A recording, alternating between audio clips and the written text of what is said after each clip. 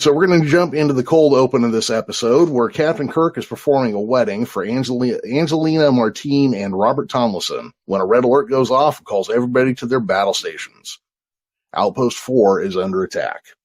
Eric, since you had never seen anything, did you know who any of the characters were at first glance, or is this completely cold to you? Well, I'm a huge horror fan, so of course I know Captain Kirk. Okay. How would you might know that face from horror? What are you talking about, Eric?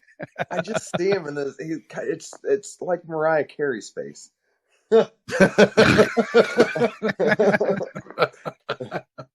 Oh, okay. I knew who Spock was, and Scotty, and that's about the extent of the characters that I know. No, that's fair, because, I mean, there's a good amount of just, what would you call that, pop culture bleed through just from the collective conscious to the individual level. Yeah. So I'd say if you have that many characters, you're probably off to a relatively okay understanding of what you're seeing. We get into Act 1, which I am titling Their War, Not Yours. The USS Enterprise investigates a situation in the Romulan neutral zone where an unknown assailant is methodically destroying each of the Earth's outposts bordering the zone. The crew is forbidden by Starfleet Command's orders to violate the neutral zone.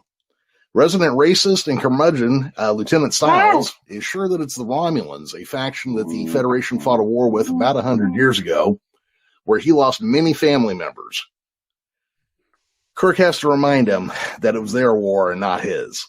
Outposts 2 and 3 have been destroyed, and Kirk contacts Outpost 4 Commander Hansen, who relays details of the attacks, the energy weapon that's being used by a ship, and then Outpost 4 is fired on and goes out in a ball of white fury on their screen. Spock detects a moving object, but nothing visible on the screen, and Kirk orders a parallel course instead of an intercept course, believing that the alien ship may not be aware of them since they can't see it. Styles, of course, objects because he feels like the ship is a democracy, and then he raises the fact that there could be spies on board, which Sulu agrees with. Now, I found it interesting that the Japanese character, portrayed by a Japanese actor who had been interned in the World War II internment camps here in the States, they gave the backup role to that kind of racist move.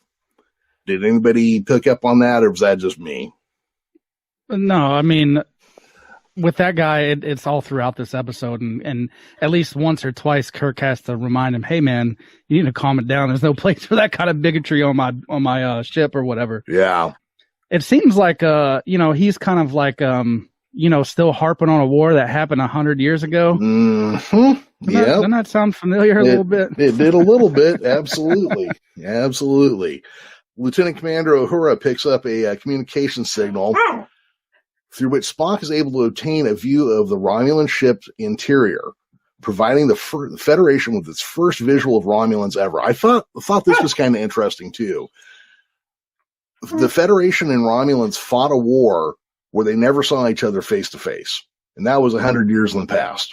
I don't think that's anything out of the ordinary, because, I mean, if you're just fighting in space, then you're not going to get too much of an opportunity, especially when you're talking about probably the technologies are a little incompatible maybe, so you're not getting view screen stuff. I don't know. That's just where my head was at when I was watching all that. But they even did a peace treaty without ever seeing each other. Wow, yeah, that makes it weird. Well, yeah. I mean, to be fair, I mean, maybe they were talking about, nobody alive today has seen. No. They mean that no human had ever seen a Romulan, and no Romulan had ever met a human, because they come back to that point throughout Star Trek's 500-year history. Well, I wonder if they had the Vulcans helping them out with that treaty. I don't know. So that's what I don't understand. So the whole time all of this is going on. Now, I thought Spock, through pop culture, was a Vulcan. Yes. But as soon as they get a view inside of the Romulan ship, they show another Vulcan. But no, they show a Romulan, which is a bunch of Vulcans who were warlike, who split off thousands of years ago and founded their own society. So, Spock is not a Romulan. He is not a Romulan. He is a Vulcan. Yeah, after the original series, they kind of make a more of a visual differentiation between the two, I feel like. Yeah, but Eric, you want to know kind of a fun fact? The actor who plays the Romulan captain comes back later and plays Spock's father.